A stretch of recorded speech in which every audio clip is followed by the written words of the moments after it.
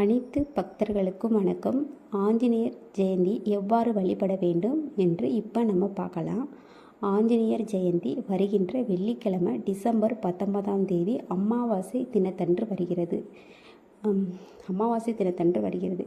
ஆஞ்சநேயருக்கு பிடித்த உணவு, ஆஞ்சநேயருக்கு பிடித்த மலர், ஆஞ்சநேயருக்கு பிடித்த பாடல், இந்த மாதிரி நிறைய இருக்குது. அதனால் நீங்கள் ஆஞ்சநேயருக்கு மாலை அணிவிக்கணும்னா இந்த மாதிரி மாலை அணிவிங்க. எப்படின்னா வெற்றிலை மாலை அணிவிங்க. வடை போட்டு வடையில் மாலை கோர்த்து ஆஞ்சநேயருக்கு அணிவிங்க.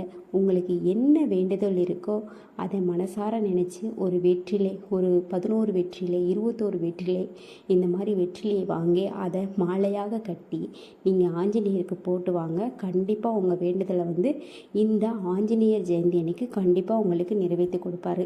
பாருங்கள், அதே மாதிரி நீங்கள் வடை மாலையும் போட்டு நீங்கள் வழிபாடு செய்யுங்க. உளுந்த வடையில் நீங்கள் ஆஞ்சநேயருக்கு மாலை கட்டி போடுங்க. நீங்கள் என்ன பிரச்சனைனாலும் சரி, என்ன துன்பம்னாலும் சரி, ஆஞ்சநேயர் கட்டாயம் தீர்த்து வைப்பாங்க. வீட்டில் உங்கள் குழந்தைங்க படிக்கலைன்னா ஆஞ்சநேயர் ஜெயந்தி அன்னைக்கு ஆஞ்சநேயர் கோயிலுக்கு கூட்டிகிட்டு போய் ஆஞ்சநேயரை வழிபாடு செய்ய சொல்லுங்கள். நல்லா குழந்தைங்க படிப்பாங்க. படிப்பு வரலைன்னு சொல்லிட்டு நிறைய பெற்றோர்கள் ரொம்ப வருத்தப்படுவாங்க. ஆனால் நீங்கள் ஆஞ்சநேயர் கோயிலுக்கு இந்த வழிபாடு அபிஷேகம் பார்க்க கூப்பிட்டு போங்க. சிறப்பு வழிபாடு நடக்கும். ஒவ்வொரு ஆஞ்சநேயர் ஜெயந்திக்கும் ஆஞ்சநேயர் கோயிலில் நல்ல சிறப்பு வழிபாடு நடக்கும். கட்டாயம் உங்கள் குழந்தைகளை நீங்கள் ஆஞ்சநேயர் ஜெயந்தி அன்னைக்கு அழைச்சிட்டு போங்க. அழைச்சிட்டு போய் அபிஷேகம், ஆராதனை எல்லாமே காண்பீங்க. அப்படின்னாலும் குழந்தைங்க நல்லா படிப்பாங்க. அதனால் ஒவ்வொரு சனிக்கிழமையும் முடிஞ்சளவு உங்கள் குழந்தைகளை கோயிலுக்கு அனுப்புங்க. ஆஞ்சநேயர் கோயிலில் போய் வெற்றிலை மாலை போட்டு ஒரு விளக்கிட்டு சாமி கும்பிட்டு வர சொல்லுங்கள். அவங்க போகலாட்டி நீங்கள் போய் பெற்றோர்கள் போய் சாமி கும்பிடுங்க. கண்டிப்பாக கல்வியில் சிறந்து விளங்குவாங்க. இது நீங்கள் ரெகுலராக ஃபாலோ பண்ணிங்கனாலே போதும். கல்வியில் ரொம்ப சிறந்து விளங்குவாங்க. அதே மாதிரி அடுத்து ஆஞ்சநேயர் ஜெயந்தி அமாவாசை தினத்தோடு, மார்கழியில் அமாவாசை தினத்தோடு ஒட்டி வருது. ரொம்ப சக்தி வாய்ந்தது இது இந்த தடவை. ஏன்னா ஆஞ்சநேயர் ஜெயந்தி ரொம்ப சக்தி வாய்ந்த ஆஞ்சநேயர். அதனால் உங்களோட கோரிக்கைகளை மனதார வேண்டி ஆஞ்சநேயர்கிட்ட சொல்லுங்கள். உங்கள் வேண்டுதலை வைங்க. வேண்டுதலை வச்சிங்கன்னா கண்டிப்பாக ஆஞ்சநேயர் உங்களோட கோரிக்கைகளை கண்டிப்பாக நிறைவேற்றுவார். நீங்கள் என்ன கஷ்டத்தில் இருந்தாலும் சரி, அத்தனை கஷ்டத்தையும் அவர் போக்கிடுவார். அதனால் நீங்கள் இத்தனை நாளும் நீங்கள் கோயிலுக்கு போயிருக்க மாட்டீங்க. ஆனால் இது ஒரு நாள் மட்டும் நீங்கள் ஒரு நாள் ஒதுக்கி ஆஞ்சநேயரை போய் வழிபாடு செய்யுங்க. ஆஞ்சநேயர் ஜெயந்தி அன்னைக்கு எப்படியும் எல்லா ஊர்லேயும் ஆஞ்சநேயர் கோயில் இருப்பாங்க. அப்படி உங்கள் ஊரில் ஆஞ்சநேயர் இல்லைன்னா பக்கத்து ஊர்லனாலும் இருப்பாங்க. கட்டாயம் பக்கத்து ஊருக்குனாலும் நீங்கள் போய் ஆஞ்சநேயரை போய் வழிபாடு செய்யுங்க.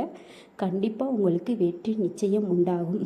சரிங்களா? அதனால் அந்த ஒரு நாள் ஒதுக்கி வெள்ளிக்கிழமை அமாவாசை தினத்தோடு ஒட்டி வரதுனால ரொம்ப அதிசக்தி வாய்ந்த ஆஞ்சநேயர் ஜெயந்தி. அதனால் சிறப்பு வழிபாடுகள் சிறப்பாக ஆஞ்சநேயர் கோயிலில் நடைபெறும். சின்ன கோயிலாக இருந்தாலும் அங்கே ஆஞ்சநேயர் ஜெயந்தி கொண்டாடப்படுவாங்க. அதனால் நீங்கள் போய் கட்டாயம் கலந்துக்கோங்க. ஆஞ்சநேயரை சிறப்பாக வழிபடுங்க. இதை விட முக்கியமானது என்னென்னா, நீங்கள் ஆஞ்சநேயர் கோயிலுக்கு போகும்போது அவருக்கு பிடித்தமான பொரி, அவுள், சர்க்கரை இந்த மாதிரி வாங்கிட்டு போங்க. கண்டிப்பாக அவருக்கு வாழைப்பழம், கொய்யாப்பழம் இந்த மாதிரி வாங்கிட்டு போங்க. கண்டிப்பாக அவருக்கு ரொம்ப பிடிக்கும். அதே மாதிரி மலர்களில் அவருக்கு மல்லிகைப்பூ ரொம்ப பிடிக்குமா. அதனால மல்லிகைப்பூ வாங்கிட்டு போங்க. சரிங்களா? அவர் ராமரோட பக்தர். அவர் ராமர் யாருக்கெல்லாம் பிடிக்குமோ அவங்களை எல்லாமே ஆஞ்சநேயருக்கு பிடிக்குமா. அதனால் நீங்கள் ராமரை, நீங்கள் பெருமாளையோ ராமரையோ நீங்கள் வழிபட்டால் உங்களை ரொம்ப பிடிக்கும் ஆஞ்சநேயருக்கு. அதனால் நீங்கள் ஆஞ்சநேயர் தினத்தன்னைக்கு போய் ஆஞ்சநேயரை போய் வழிபாடு செய்யுங்க. அதை விட மிக மிக முக்கியமான என்னவென்றால், ஆஞ்சநேயர் தினத்தன்னைக்கு இந்த ஒரு விளக்கை மட்டும் நீங்கள் ஆஞ்சநேயருக்கு போட்டிங்கன்னா கண்டிப்பாக நீங்கள் என்ன நினைக்கிறீங்களோ அது கட்டாயம் நடக்கும். சரிங்களா? அது என்ன விளக்குனா, ஒரே ஒரு வெற்றிலை எடுத்துக்கோங்க, ஒரு மண் விளக்கு எடுத்துக்கோங்க, 2 திரி பசு நெய் இல்லாட்டி நல்லெண்ணெய் இந்த மாதிரி வாங்கி வச்சுக்கோங்க. ஆஞ்சநேயர் ஜெயந்தி அன்னைக்கு சிறப்பு நீங்கள் போய் சாமி கும்பிட்டுட்டு ஒரு விளக்கு மட்டும் ஏற்றுங்க. வெற்றிலையே வீட்லேயே நல்லா சுத்தம் பண்ணி எடுத்துகிட்டு போயிடுங்க. கழுவி சுத்தம் பண்ணி எடுத்துகிட்டு போயிடுங்க. அதே மாதிரி விளக்கையும் நல்லா சுத்தம் பண்ணி எடுத்துகிட்டு போயிடுங்க. எடுத்துகிட்டு போய் ஆஞ்சநேயர் கோயிலில் போய் நீங்கள் வந்து வெற்றிலையை கீழே வச்சு விளக்கை மேலே வச்சு அதில் நல்லெண்ணெய் ஊற்றினாலும் சரி நெய் ஊற்றினாலும் சரி 2 திரி போட்டு நீங்கள் வந்து ஆஞ்சநேயரை வந்து மனசார நினச்சிக்கோங்க. நீங்கள் என்ன வேண்டுதல் வைக்கிறீங்களோ அதை வந்து ஆஞ்சநேயர்கிட்ட உங்கள் மனசுக்குள்ளே நினச்சி ஆஞ்சநேயர்கிட்ட நல்லா வேண்டிக்கோங்க. என்னோடய வேண்டுதல் வந்து நிறைவடையணும், என்னோடய வேண்டுதல் வெற்றி அடையணும் அப்படின்னு சொல்லி நீங்கள் ஆஞ்சநேயரை வழிபாடு செய்யுங்க. அந்த வெற்றிலை தீபத்தை நீங்கள் ஏற்றுங்க. சாயந்தரத்துக்கு 5 மணிக்கு மேலே தான் ஆஞ்சநேயர் ஜெயந்தி கொண்டாடுவாங்க. ஒவ்வொரு ஊர்லேயும் ஒவ்வொரு மாதிரி கொண்டாடுவாங்க. ஒரு சிலர் காலையிலேயே ஆஞ்சநேயர் ஜெயந்தி கொண்டாடிடுவாங்க. ஒரு சிலர் மாலை நேரம் கொண்டாடுவாங்க. அதனால் உங்களுக்கு ஏற்றாற்போல் காலைனா காலையில் போய் நீங்கள் இந்த தீபத்தை போடுங்க. இல்லாட்டி நீங்கள் சாயந்தரம் போய் இந்த தீபத்தை போடுங்க.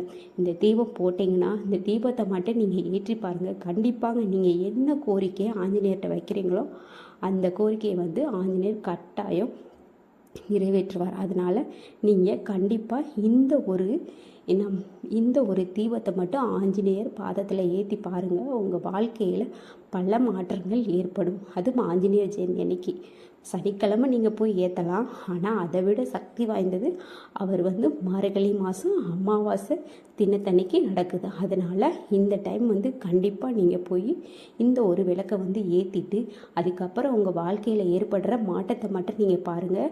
அமோகமாக வெற்றி அடைவீங்க. சரிங்களா? உங்கள் வேண்டுதல் பெருசாக இருந்தாலும் சரி சிறுசாக இருந்தாலும் சரி அதுக்கான பலனை வந்து ஆஞ்சநேயர் கண்டிப்பாக உங்களுக்கு தருவார். அதனால் மறந்துடாமல் இந்த ஒரு தீபம் எவ்வளோ செலவாக போகுது?